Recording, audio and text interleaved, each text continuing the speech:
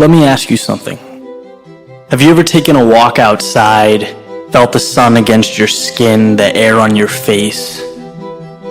This is the miracle you're a part of, and for a short time, this is your world. Live every minute like it's gold. Treat it like the miracle that it is. Let your passion be the spark that sets people's imaginations ablaze. Because the time will come when that's all gone, when your ride is up. And while you have moved on, your legacy will remain. What you did to leave this place better than when you found it. So my advice to you is to find out what makes you thrive, what you live for, and commit. With everything that you are, commit. Because there's never a good reason to hold captive the gifts that you bring. There's never a good reason to smother your fire. Let it spread. Let it bring life to those who need it most. Everything good starts small. Make the decision to turn a dream into a reality, a spark into a fire. And no one can do that but you. All things of value come with a cost. And this cost, it's essential because without it, there's no triumph. There's no victory. It's what separates out those who really want something, the determined. Why do triathletes compete? Why do rowers row, runners run? At a competitive level, it certainly isn't because it feels good physically. It's quite the opposite. They endure a lot of rough situations, a lot of painful training, because of a tiny light at the end of the tunnel. And that light is how you build upon your self-worth. It's how you define what you're capable of. And success cannot come to be without adversity. How you handle yourself in those adverse situations, that is what defines a person. That is how you build your legacy. There will come a time when it hurts, when you have to ask yourself if it's worth it, and consciously avoid quitting and turning to an easier approach. Remember, anyone can run downhill, not many people can run up. And the interesting thing is that trophy is usually at the top. Be careful how you conceptualize the word hell, because hell implies that the suffering will never end, that it's the ultimate pain. 3 things. 1, you can always be worse off than you are. 2, suffering is temporary. And 3, when you wake up tomorrow, having given up will be far more painful than anything else you could have done. Everything in life is temporary. There's a quote that's gotten me through many tough times in my life. And it's that pain is temporary, but quitting is forever. Oh, and how true that is. I can still remember the times in my life where I know I had more to give. That stays with you. But how bad your 2K test hurt, how bad you wanted to sleep before a final exam, the pain in your body during the final stretch of a race, that all dissipates. That becomes pretty meaningless looking back. It's the results that matter. It's the results you remember. Because when the hurt is over, right, the struggle's gone, you either did something great or you didn't. That's when things fall into place. The hell you experienced was simply a vehicle taking you to your destination. So being that you only live once, that you're fortunate enough to have an opportunity to do something significant, why not make it hurt? Rise above what's uncomfortable and see the big picture. Ride it out. Because when all is said and done, the guy who gives more when it hurts gets more when it's over. Good question. What age should one give up on their dream? Never. Goethe said this, Henry Ford said this, Rockefeller said this, you're only as young or as old as your dreams. And as long as you still have dreams and visions and goals, they keep you young. It's the most amazing darn thing. One of the great stories is the story of Kentucky Fried Chicken. Once upon a time, there was a little boy named Harlan, and Harlan was taught by his mother a special recipe down south in the United States on how to make chicken. When he grew up, he got a job as a short order cook in a small cafe, and he asked his boss if his boss would be interested in this chicken recipe, and his boss said, sure, throw it together, see what the people say. Turned out that everybody liked this special chicken recipe with all these secret herbs and spices. Well, for the rest of his career, right up till he was 65 years old, he either worked in little cafes or sometimes he owned a little cafe. When he was 65, he had a little cafe and he was making his chicken, and he had people coming from all around to eat his chicken. And the highways department built a highway past his little restaurant, his little chicken place, and put him out of business. They cut off the road so nobody could get to it. About the same time, he received a Social Security check, his first Social Security check at the age of 65. And he became angry. He said, I'm 65 years old, but I'm not ready to give up on my dreams. What do I have to sell? And he realized the one thing that had kept him going all those years, the mainstay of his little career, was his mother's recipe of 17 or 18 herbs and spices. So he put them together in little bags, one bag per chicken, and he put his pots and pans in the back of his old car, and he started driving up and down the eastern seaboard, going from cafe to cafe to cafe, to ask them if they would pay him 5 cents a bag for his magical combination of herbs and spices. He called on more than 1,000 restaurants, sleeping in his car week after week, and finally he came across a little restaurant in Toronto that agreed to pay him 5 cents a bag for his herbs and spices. This is back in the 60s. And because of exchange controls, they had to give the money to the Red Cross. That was the beginning of the Kentucky Fried Chicken empire. We began to sell this recipe more and more. People began to put it on their signs. A major corporation came along and said we could make a real business of this. So they embraced him. They built the franchise. They made him one of the best known people in the world. When he died some years later, he was worth more than $50 million because he never gave up on his dreams. So I don't know if you're 65 and broke and living in your car with pots and pans with no money, but wherever you are, you never give up on your dream. You can have all the products and services and technical abilities and even an MBA degree, but if you don't have your mind right, then you won't succeed in business. And what we find, and we talk to thousands of people, is the most important thing you can have is self-confidence. Self-confidence and self-esteem. Self-confidence means you believe you can do it, and self-esteem means that you like yourself. And we encourage people to say all the time, I like myself, I like myself, I can do it, I can do anything I put my mind to. And wonderfully enough, you do become what you think about most of the time. You also become what you say to yourself most of the time. So you find that really successful people talk to themselves in a positive and upbeat way all the time. Now, the third element that is so important in terms of the psychology of success is responsibility. And that means that you accept complete responsibility for yourself and for your business and for everything that happens. You see, the big problem in our world today is people are trying to blame other people, blame the economy, blame the government, blame the competition. But strong people always say, I am responsible. I make my own choices. I'm where I am and what I am because of myself. And here's the most wonderful thing. When you accept responsibility, you stop making excuses, you stop criticizing, you stop complaining, you stop blaming other people, and you start to feel powerful.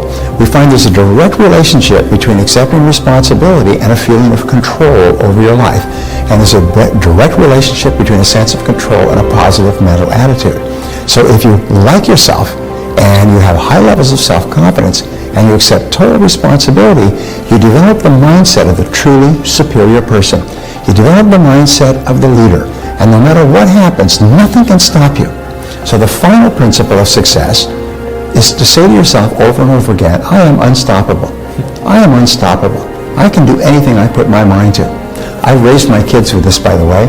I told them I loved them, no matter what, all the time they were growing up, so they've grown up with high levels of self-esteem. I told them you can do anything you put your mind to. They've grown up with high levels of self-confidence. I told them you're responsible for your own life. They've grown up with high levels of self-responsibility, and I've told them that you never quit. And they've grown up and they believe that they are unstoppable. So if you have that combination, if you like yourself, you have self-confidence, you accept responsibility, and you decide in advance that you will never give up. You will chop and change and try different things, and you'll bounce back and recoil. You'll be resilient. You'll have temporary defeats and failures, but you will never give up. Then nothing can stop you from achieving the greatness for which you were created.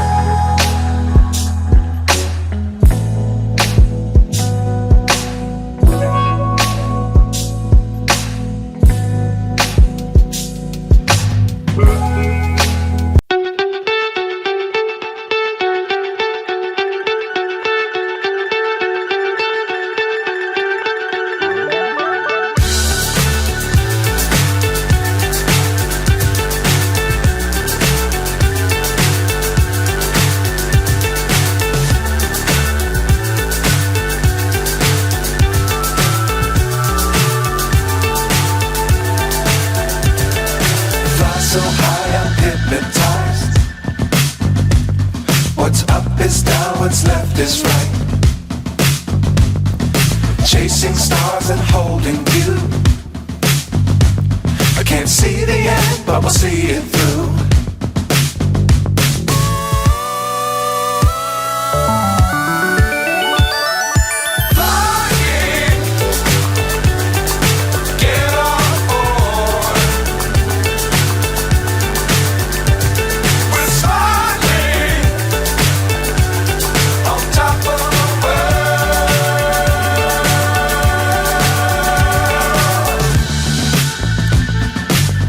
Times don't fly too high. Be sure to keep the ground in sight. Fly forever if you keep it tight. Love the world but keep the sky on your mind.